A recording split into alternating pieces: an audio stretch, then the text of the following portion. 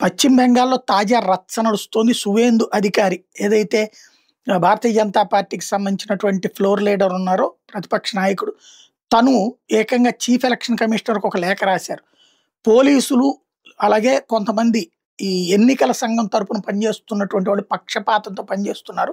అట్లాంటి వాళ్ళ లిస్టును మేమిస్తున్నాం. కంప్లెయింట్ ఆళ్ళందరిని ఆ పదవిలోంచి తీసేసి వేరే వాళ్ళని కేటాయించండి అని ఒకవైపున అడుగుతుంటే, రెండో పక్కన అక్కడ నుంచి పెద్ద ఎత్తున పబ్లిక్ మొబిలైజేషన్ అన్నటువంటిది కనబడుతోంది. అంటే పబ్లిక్‌ని ఇతర రాష్ట్రాల నుంచి, ఇతర దేశాల నుంచి వచ్చినటువంటి వాళ్ళని వినియోగిస్తున్నారనడానికి సాక్ష్యం. వలస వెళ్తున్నటువంటి వాళ్ళు ఒకటైతే 14,00,000 మందికి సంబంధించినటువంటిది.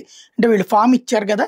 మీరెక్కడి నుంచి వచ్చారు? ఏంటి మీ పేరేంటి? మీ నాన్న పేరేంటి? మీ తాత పేరేంటి? ఇవన్నీ ఏ స్కూల్‌లో చదివారు? ఇదంతా గూడా ఆ వివరాల దగ్గర ఇరుక్కుపోయినటువంటి వాళ్ళ సంఖ్య పెరిగిపోతోంది.